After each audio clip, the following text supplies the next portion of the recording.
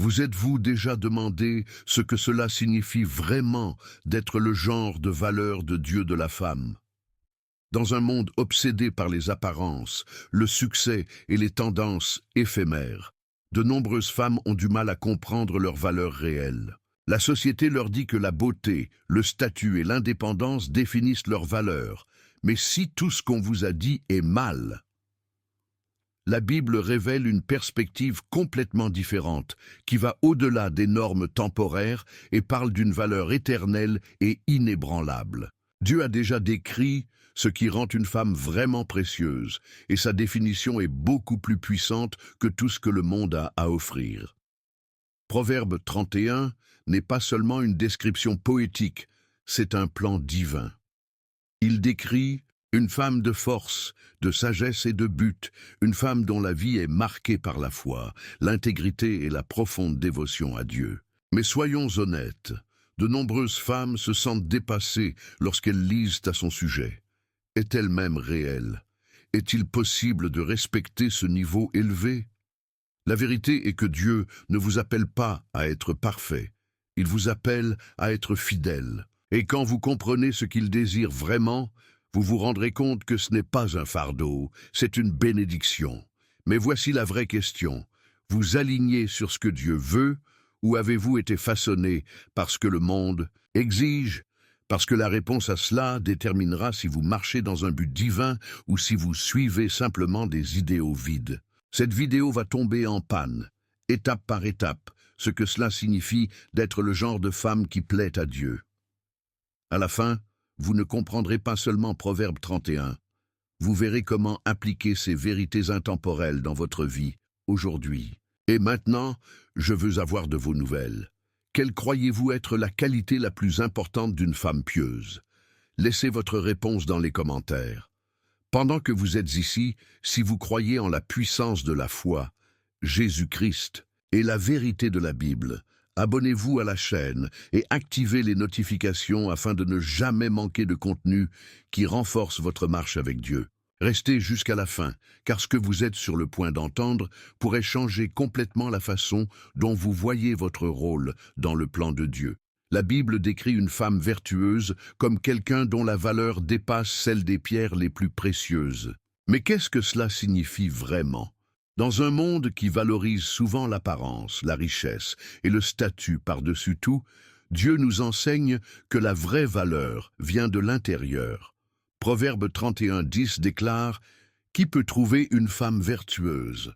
Car son prix est bien au-dessus des rubis. » Ce n'est pas seulement un langage poétique, c'est un puissant rappel que la véritable valeur d'une femme est déterminée par son personnage, sa foi et sa dévotion à Dieu.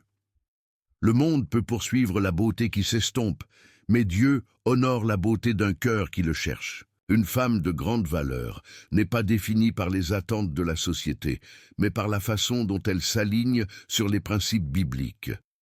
Et c'est une valeur qu'aucune somme d'argent ne peut acheter. Sa force n'est pas dans le pouvoir du monde, mais dans sa foi inébranlable. Pensez à Esther, une femme dont la valeur n'était pas dans sa position royale, mais dans son obéissance à Dieu. Elle a risqué sa vie pour sauver son peuple, prouvant que la vraie valeur se trouve dans le courage et la justice. De même, Ruth, une femme qui avait tout perdu, a quand même choisi de suivre le chemin de Dieu, affichant la loyauté et la confiance. Ces femmes n'étaient pas félicitées pour leur beauté physique, mais pour leur force intérieure et leur dévotion.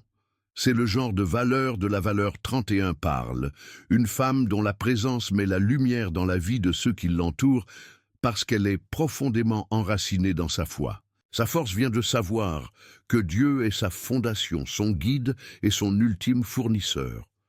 Le monde dit souvent aux femmes que leur valeur dépend de leur succès, de leur statut social ou même des opinions des autres. Mais la Bible retourne complètement ce récit. Une femme d'une grande valeur ne cherche pas l'approbation des gens, elle cherche à plaire à Dieu. Elle sait que sa valeur n'est pas basée sur des choses temporaires, mais sur les principes éternels. Jésus-Christ lui-même a souligné l'importance de la beauté intérieure quand il a dit dans Matthieu 5:8 « Bénis sont les purs de cœur, car ils verront Dieu ». Cette pureté ne concerne pas seulement les actions, mais sur un cœur qui cherche constamment la justice. Elle ne se compare pas aux autres parce qu'elle comprend que Dieu l'a conçue de manière unique dans un but que personne d'autre ne peut accomplir. Maintenant, soyons pratiques. À quoi cela ressemble-t-il dans la vie quotidienne? Une femme d'une grande valeur est quelqu'un qui soulève les autres au lieu de les démolir. Elle parle avec gentillesse, agit avec intégrité et sert ceux qui l'entourent avec un cœur plein de grâce. Elle n'a pas à chasser après la reconnaissance parce que ses actions reflètent naturellement la présence de Dieu dans sa vie. Pensez à une mère qui élève ses enfants avec patience et amour, ou une femme qui soutient et encourage son mari, ou une femme célibataire qui consacre son temps à servir les autres. Chacune de ces femmes reflète la valeur dont parle Proverbe 31, pas à cause de leur statut, mais à cause de leur cœur. Mais voici le vrai défi. Comment peut-on développer ce type de valeur? Cela commence par une relation avec Dieu. Personne ne devient Proverbe 31 femme du jour au lendemain. Il faut une reddition quotidienne, une prière et un engagement à vivre selon sa parole. La bonne nouvelle? Dieu n'a pas besoin de perfection, il a besoin de fidélité. Lorsqu'une femme le cherche en premier, tout le reste se met en place, et ce n'est que le début. Parce qu'en avançant, nous verrons qu'une femme de grande valeur est aussi une femme qui apporte la confiance, la stabilité et les bénédictions dans la vie de ceux qui l'entourent. La confiance est l'une des fondations les plus précieuses de toutes les relations. Et Proverbe 31 peint une image puissante d'une femme dont le mari lui fait pleinement confiance. Le cœur de son mari fait confiance en toute sécurité en elle, afin qu'il n'ait pas besoin de gâcher. Proverbe 31, 11. Ce verset révèle quelque chose de profond. Une femme de grande valeur n'est pas seulement admirée, on lui fait confiance. Sa présence apporte la sécurité, la stabilité et la paix. Son dévouement à sa maison, à sa foi et à ses proches fait d'elle une pilier de force. Elle n'est pas quelqu'un qui cherche un gain personnel au détriment des autres. Au lieu de cela, elle est fiable, honnête et inébranlable dans son engagement. Et cette confiance n'est pas construite du jour au lendemain. Elle est cultivée par la cohérence, la sagesse et le caractère pieux. Une femme dévouée ne vacille pas lorsque des difficultés surviennent. Considérez Sarah, l'épouse d'Abraham, qui l'a suivie dans l'inconnu simplement parce qu'elle faisait confiance au plan de Dieu. Son dévouement n'était pas seulement pour son mari, mais au dessein divin de Dieu. Ce type d'engagement est rare dans un monde où les gens abandonnent souvent le premier signe de lutte. Pourtant, la femme Proverbe 31 reste ferme. Son mari lui fait confiance, non seulement à cause de ce qu'elle fait, mais à cause de qui elle est, quelqu'un dont la fidélité reflète le cœur du Christ. Elle ne trompe, ne manipule pas ou n'agit pas égoïstement. Au lieu de cela, elle privilégie la justice, en s'assurant que ceux qui l'entourent se sentent en sécurité et soutenus. Le dévouement va au-delà du mariage. C'est le reflet d'un cœur remis à Dieu. Une femme qui se consacre à sa foi marche avec intégrité dans tous les domaines de sa vie. Qu'elle soit célibataire, mariée, une mère ou un leader, son engagement est évident. Elle prie non seulement pour ses propres besoins, mais pour les autres. Elle sert sans demander d'applaudissements. Elle soulève ceux qui sont lasses et offre de la sagesse à ceux qui recherchent des conseils. Jésus lui-même a démontré un dévouement ultime lorsqu'il a sacrifié sa vie pour nous. De la même manière, une femme pieuse sacrifie son temps, son énergie et ses ressources pour apporter du bien à ceux qu'elle aime. Proverbe 31, 12 confirme ceci. Elle lui fera du bien et non du mal tous les jours de sa vie. Prenons cela en termes pratiques. Imaginez une femme qui parle de la vie chez elle plutôt que de négativité. Lorsque des défis surviennent, elle ne se plaint pas, elle prie. Lorsque les conflits font surface, elle cherche la paix au lieu de alimenter la division. Son dévouement n'est pas passif, c'est actif. Elle travaille avec diligence, garantissant que sa famille éprouve l'amour, les encouragements et les conseils spirituels. Pensez à Marie, la mère de Jésus. Sa confiance dans le plan de Dieu était inébranlable, même face aux plus grandes épreuves. Ce niveau de confiance et de dévouement ne lui profite pas seulement. Cela renforce tout le monde autour d'elle. Mais comment devient-on ce genre de femme? Cela commence par la foi. La confiance en Dieu mène à la fiabilité dans les relations. Le dévouement à lui produit un dévouement dans la vie quotidienne. Une femme de Dieu ne s'efforce pas d'être parfaite, elle s'efforce d'être fidèle. Et alors qu'elle approfondit sa relation avec Jésus-Christ, elle devient naturellement une source de force, de sagesse et de stabilité. C'est le genre de femme dont la présence transforme les vies.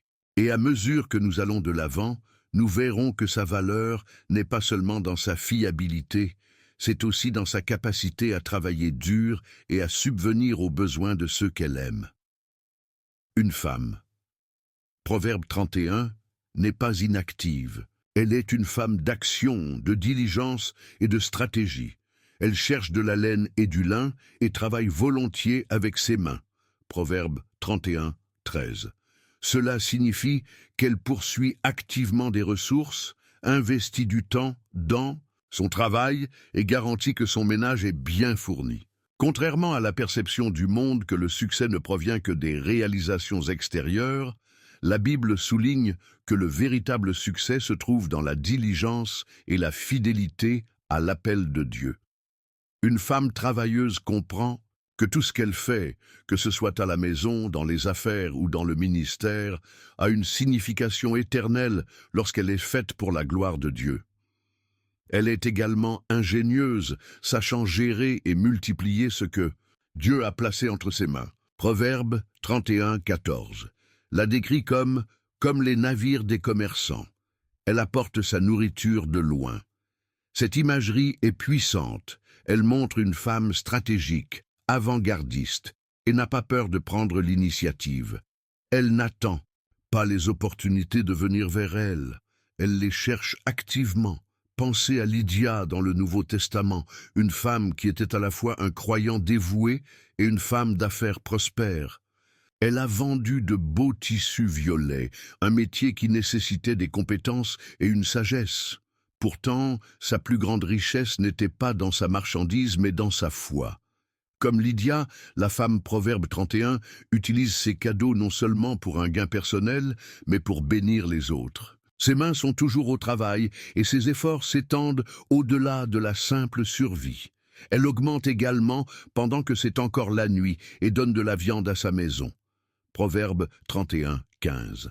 Ce verset reflète non seulement le travail physique, mais la diligence spirituelle. Elle se réveille tôt, non seulement pour préparer les repas, mais pour chercher la présence de Dieu avant le début de la journée. Une femme qui donne la priorité à la prière et à la sagesse avant de prendre des décisions devient imparable dans tout ce qu'elle fait. Qu'elle gère un ménage, dirige une entreprise ou sert dans le ministère, elle comprend que sa force vient de Dieu. C'est ce qui la distingue. Elle ne compte pas uniquement sur ses capacités, mais sur la direction divine. Dans le monde d'aujourd'hui, nous voyons souvent des femmes équilibrer les responsabilités multiples, carrière, famille, ministère et croissance personnelle.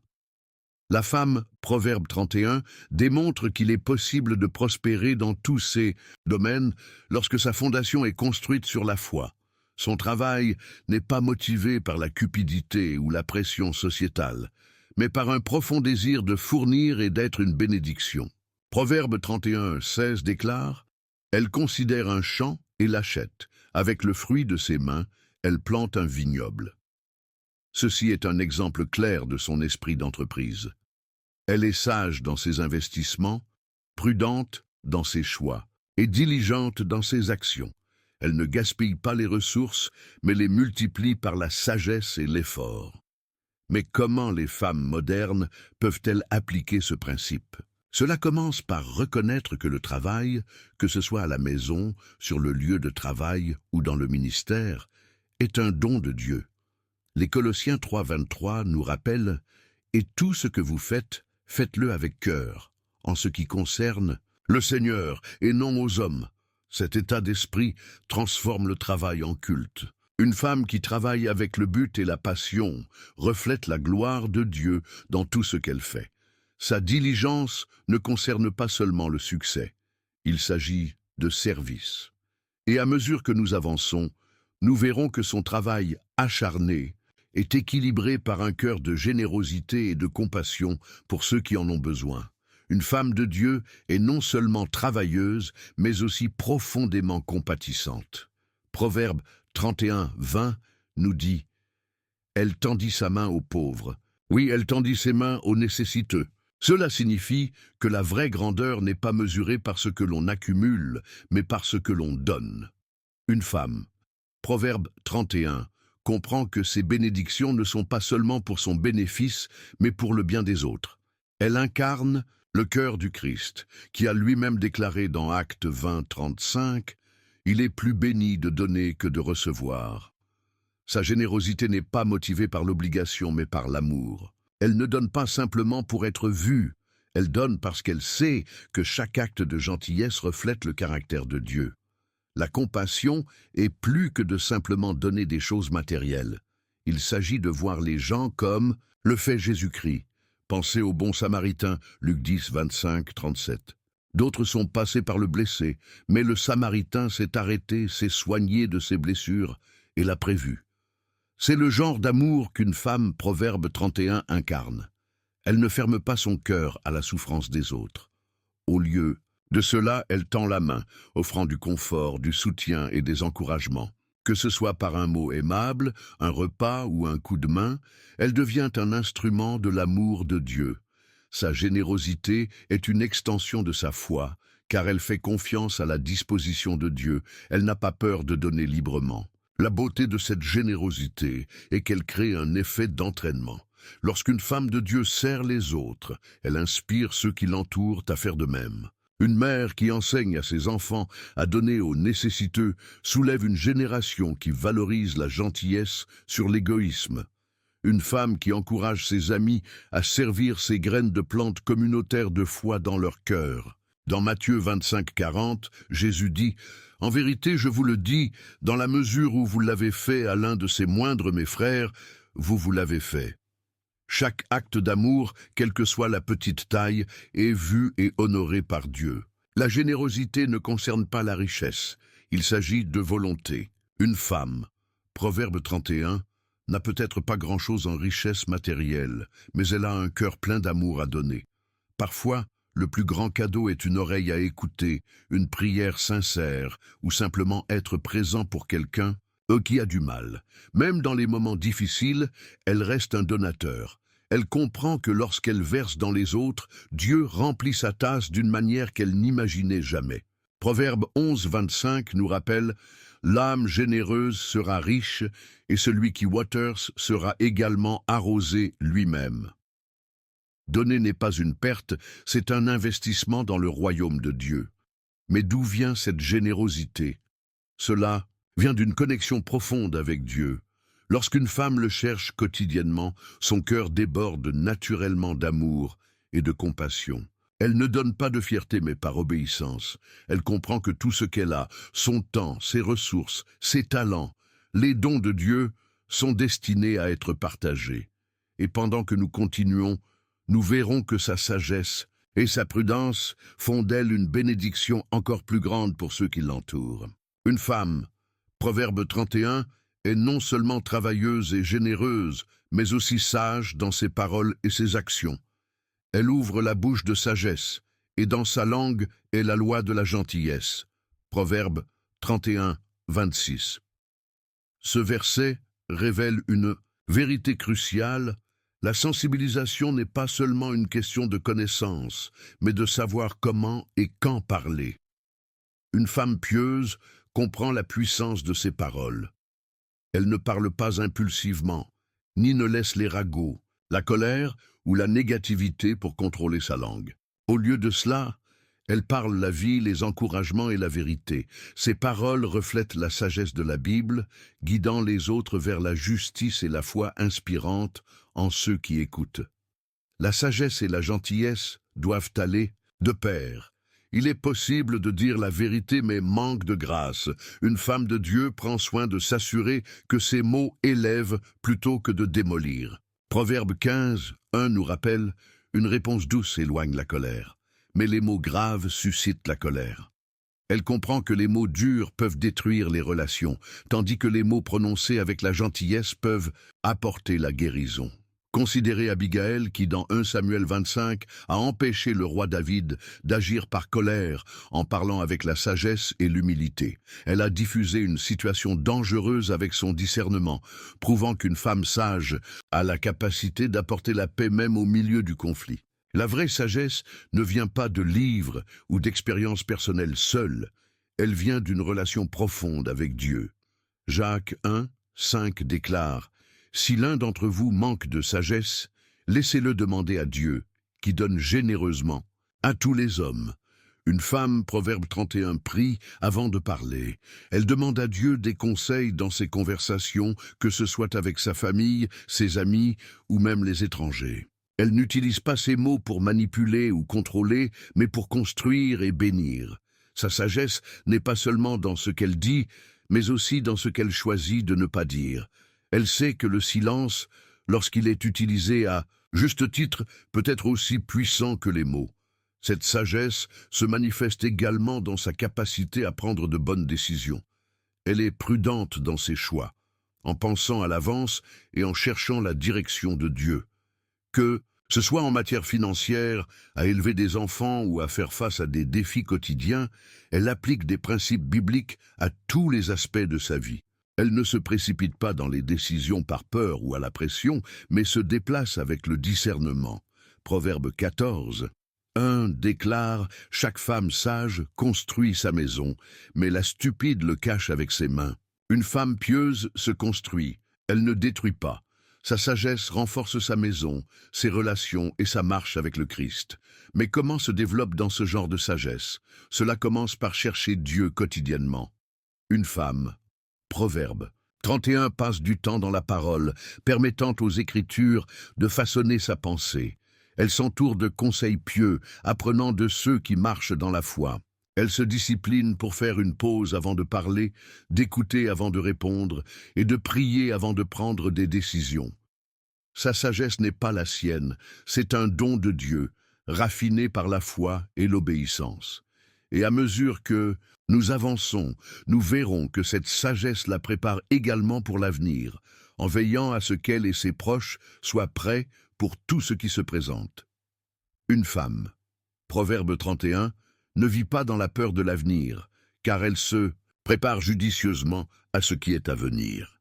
Elle n'a pas peur de la neige pour sa maison, car tous ses ménages sont vêtus de écarlate. Proverbe 31, 21. Ce verset parle d'une femme qui est en avant, diligente et ingénieuse. Elle n'attend pas que les épreuves viennent avant d'agir. Elle les anticipe et s'assure que ses proches sont protégés. Sa sagesse ne concerne pas seulement les questions spirituelles, mais aussi sur la vie pratique. Qu'il s'agisse de gérer les finances, d'obtenir des dispositions ou de s'assurer que son domicile est en ordre, elle se déplace avec la prévoyance et le discernement. La préparation est un signe de foi, pas de peur. Beaucoup de gens s'inquiètent de ce que l'avenir nous réserve, mais une femme de Dieu lui confie ses plans tout en faisant sa part. Pensez à Noé. Dieu lui a donné des instructions pour construire l'arche bien avant que l'inondation ne soit venue. Genèse 6, 14, 22. Son obéissance et sa préparation ont sauvé sa famille. De la même manière, une femme, Proverbe 31, écoute les conseils de Dieu et agit en conséquence. Elle sait que des défis surviendront, mais au lieu d'être pris au dépourvu, elle prend des mesures proactives. Qu'il s'agisse de mettre de côté les ressources, de nourrir la foi de sa famille ou de renforcer ses compétences, elle a toujours une longueur d'avance. Sa préparation n'est pas seulement pour les besoins physiques, mais aussi pour les batailles spirituelles. Éphésiens 6, 11 nous dit « Mettez toute l'armure de Dieu, afin que vous puissiez vous tenir contre les ruses du diable. » Une femme, de foi, ne fait pas que stocker de la nourriture ou économiser de l'argent.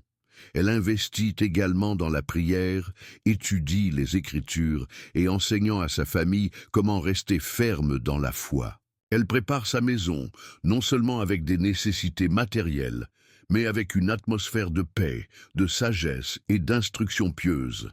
Elle s'assure que lorsque les épreuves viennent, sa maison est couverte spirituellement, tout comme ils sont physiquement protégés.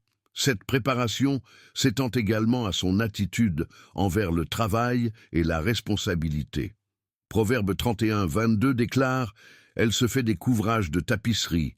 Ses vêtements sont de la soie et du violet. » Cette imagerie transmet la dignité, l'excellence et une planification minutieuse. Une femme, Proverbe 31, ne vit pas avec négligence. Elle valorise ce qu'elle a et la gère bien. Elle investit dans la qualité plutôt que dans le gaspillage, que ce soit dans les relations, les finances ou le temps. Elle comprend que la planification, aujourd'hui, assure la stabilité demain. Il ne s'agit pas de vivre dans l'anxiété, mais de marcher dans la sagesse. Mais comment peut-on développer cet état d'esprit? Cela commence par demander des conseils à Dieu dans la prise de décision. Jacques 1:5 nous rappelle « Si l'un d'entre vous manque de sagesse, laissez-le demander à Dieu. » Une femme. Proverbe 31 cherche la sagesse divine avant de faire des plans. Elle ne vit pas dans la peur mais dans la foi, en faisant confiance que Dieu l'équipe pour chaque défi. Et pendant que nous continuons, nous verrons que sa préparation prudente mène à quelque chose de plus grand, horrible, et reconnaissance de ceux qui témoignent de sa fidélité. Une femme, Proverbe 31, ne cherche pas de reconnaissance, mais elle lui vient à cause de sa fidélité. Ses enfants surgissent et l'appellent bénie, son mari aussi, et il la loue. Proverbe 31-28. Ce verset met en évidence une vérité importante. Lorsqu'une femme se promène dans l'obéissance à Dieu, ceux qui l'entourent ne peuvent s'empêcher de voir l'impact de sa vie. Elle n'exige pas d'appréciation ni ne demande la validation du monde, mais le fruit de son travail parle de lui-même. Sa famille, ses amis et sa communauté reconnaissent la profondeur de sa sagesse, de sa gentillesse et de son dévouement. Elle est honorée, non pas parce qu'elle cherche des applaudissements, mais parce que sa vie est un témoignage de la grâce de Dieu. Cet honneur n'est pas donné à la légère, il est gagné à travers des années d'amour, de sacrifice et de foi inébranlable. Pensez à Hannah, la mère de Samuel. Elle a enduré des années de stérilité, a prié avec ferveur pour un enfant et a dédié Samuel au Seigneur. 1 Samuel 1, 27-28. Sa fidélité n'est pas passée inaperçue. Elle a été honorée comme la mère de l'un des plus grands prophètes d'Israël. De la même manière, une femme, Proverbe 31, gagne le respect par ses actions. Que ce soit en tant que mère, femme, amie ou mentor, son influence laisse une marque durable. Elle construit ceux qui l'entourent, et en retour, ils la bénissent avec des mots de gratitude et d'admiration. Le verset continue. « De nombreuses filles ont fait vertu, mais vous les excellons tous. » Proverbe 31, 29. Cela n'implique pas la concurrence, mais plutôt la distinction. Une femme pieuse se démarque parce qu'elle marche dans la sagesse divine. Elle ne se compare pas aux autres, elle se concentre sur la réalisation de l'appel unique que Dieu a placé sur sa vie. Elle n'essaie pas de répondre aux attentes de la société, elle s'efforce d'être qui Dieu l'a créée pour être. Et à cause de cela, elle est élevée aux yeux de ceux qui assistent à son voyage. La reconnaissance n'est pas l'objectif, mais elle devient le résultat naturel d'une vie vécue dans la justice. Mais à quoi cela ressemble-t-il dans la vie quotidienne? Une femme de Dieu reçoit un honneur non seulement par de grandes réalisations, mais par les petits actes cohérents d'amour et de foi. Les prières qu'elle prie pour sa famille, la patience qu'elle démontre, la sagesse qu'elle partage, ces petits choix quotidiens s'accumulent dans un héritage d'honneur. Elle ne demande pas de respect, elle l'inspire. Quand les gens pensent à elle, ils ne se souviennent pas seulement de ce qu'elle a fait. Ils se souviennent de ce qu'elle les a fait ressentir en état de référence, aimé, encouragé et plus proche de Dieu. C'est ce qui la rend vraiment louable. Alors, comment peut-on devenir ce genre de femme? Cela commence par l'humilité. Proverbe 22:4 nous rappelle « Par l'humilité et la peur du Seigneur sont la richesse, l'honneur et la vie. » Une femme qui cherche Dieu avant tout sera naturellement soulevée en temps voulu. Elle ne poursuit pas la reconnaissance, elle la suit. Et pendant que nous continuons, nous verrons que sa vraie beauté ne vient pas de qualités externes, mais de sa dévotion inébranlable à Dieu. Le monde mesure souvent la valeur d'une femme par son apparence, son charme ou ses réalisations, mais la Bible le montre clairement. La beauté de tronche se trouve dans la peur du Seigneur. La faveur est trompeuse, et la beauté est vaine, mais une femme qui craint le Seigneur, elle sera louée. Proverbe 31:30. Ce verset révèle une vérité puissante. Tout ce qui est externe, mais un cœur consacré à Dieu, reste éternellement précieux. Une femme, Proverbe 31, n'est pas définie par son apparence ou ce qu'elle possède, mais par sa révérence pour Dieu. Sa foi façonne son identité, ses décisions et la façon dont elle a un impact sur ceux qui l'entourent. Elle comprend que la vraie force et la beauté viennent de la marche, dans l'obéissance à la parole de Dieu. Craignant Dieu ne veut pas dire vivre dans la terreur. Cela signifie vivre avec un profond respect, une crainte et une remise à sa volonté. Pensez à Marie, la mère de Jésus. Lorsque l'ange Gabriel lui a dit qu'elle donnerait naissance au Fils de Dieu, elle n'a pas résisté ou interrogé le plan de Dieu.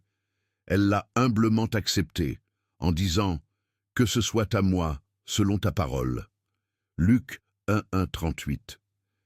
C'est le genre de foi qui définit une femme pieuse.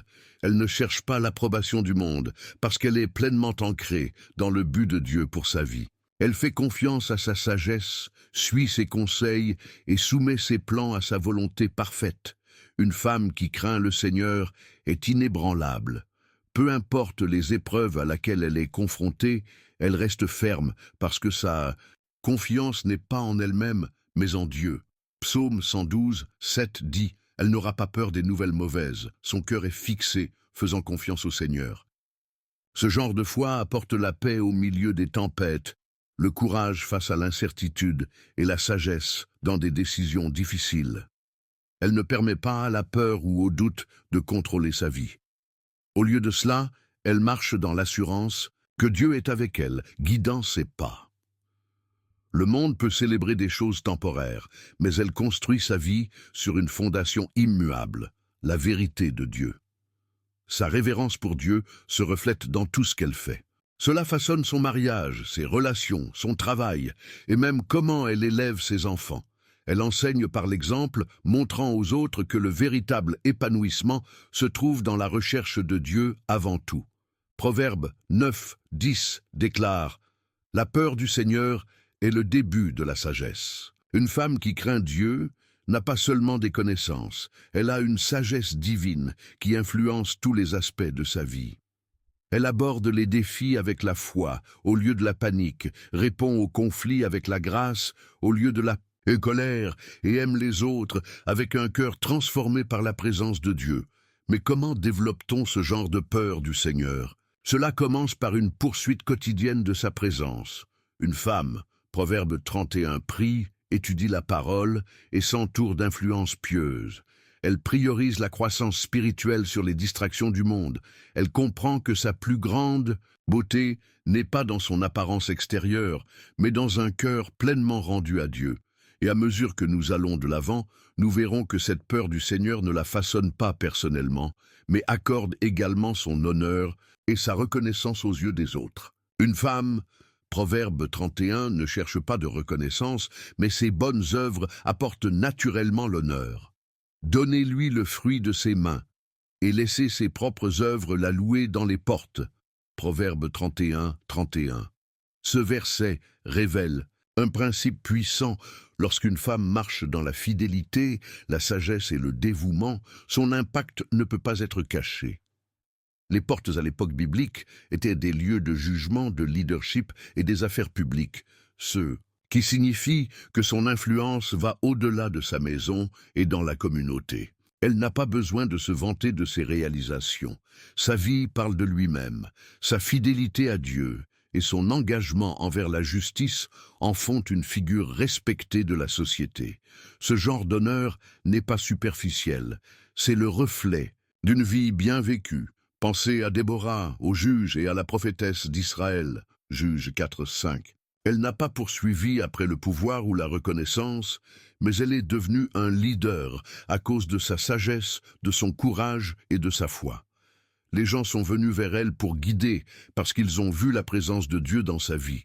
De la même manière, une femme, Proverbe 31, gagne la reconnaissance du public non pas par l'autopromotion, mais par le témoignage indéniable de son caractère. Elle est admirée non seulement pour ce qu'elle fait, mais pour qui elle est. Une femme d'intégrité, de foi et de force. Sa reconnaissance vient non seulement des gens, mais de Dieu lui-même. Jésus a dit dans Matthieu 6, 4, « Ton Père qui voit le secret lui-même te récompensera ouvertement. » Une femme qui sert, prie et aime avec sincérité sera exaltée dans le timing parfait de Dieu. Elle n'a pas besoin de se battre pour l'attention, parce que le Seigneur lui-même s'assure que sa fidélité est vue. Que ce soit une mère qui élève des enfants pieux, une femme d'affaires opérant avec honnêteté ou un leader servant avec humilité, ses œuvres seront éventuellement reconnues. L'impact qu'elle quitte est durable, car il est construit sur des principes éternels. La reconnaissance publique ne concerne pas la renommée, c'est une question d'influence. Une femme de Dieu utilise sa position pour inspirer et conduire les autres vers la justice. Elle ne se soucie pas du statut mondain, mais de la différence dans la vie de ceux qui l'entourent. Proverbe 3, 4 déclare « Que la miséricorde et la vérité ne vous abandonnent pas, liez-les sur ton cou, écrivez-les sur la table de ton cœur. Alors tu trouves la faveur et la bonne compréhension aux yeux de Dieu et de l'homme. » Une femme qui marche dans la vérité et la miséricorde gagnera naturellement, non pas parce qu'elle le cherche, mais parce que la lumière de Dieu brille à travers elle. Alors, comment atteint-on ce niveau d'honneur? Cela commence par la fidélité quotidienne dans de petites choses. Luc 16, 10 nous rappelle « Celui qui est fidèle dans ce qui est le moins est aussi fidèle. » Une femme, Proverbe 31, n'attend pas un grand moment pour prouver sa valeur. Elle vit chaque jour dans l'obéissance, confiant que Dieu l'élèvera dans son temps parfait. Et avec cela, nous avons atteint la qualité finale de la femme que Dieu honore. Mais avant de conclure, prenons du recul et réfléchissons à la base puissante qui rend tout cela possible. Maintenant que vous avez vu ce qui définit vraiment une femme pieuse, il est temps de refléter ce que ces qualités incarnent déjà, et lesquelles vous sentez-vous que Dieu vous appelle à développer. N'oubliez pas que personne n'est parfait, mais chaque étape franchie dans la foi vous rapproche de la femme que Dieu vous a conçue pour être. Vivre par Proverbe 31 n'est pas une question de pression, c'est une question de but. Lorsque vous alignez votre vie avec sa parole, vous marchez en force, en sagesse et en faveur divine. Alors dites-moi, quel trait de Proverbe 31 vous a le plus parlé? Était-ce sa sagesse, sa force, sa générosité ou sa foi? Partagez vos pensées dans les commentaires, je lis chacun d'eux. Et si ce message a résonné avec vous, n'oubliez pas d'aimer cette vidéo, de vous abonner à la chaîne et d'activer les notifications afin de ne jamais manquer de contenu qui approfondit votre foi. Et avant de partir, j'ai quelque chose de spécial pour vous. Si vous avez apprécié cette étude, consultez la prochaine vidéo à l'écran maintenant. Cela va vous emmener encore plus profondément dans le plan de Dieu pour votre vie. Que Dieu vous bénisse et je vous verrai là-bas.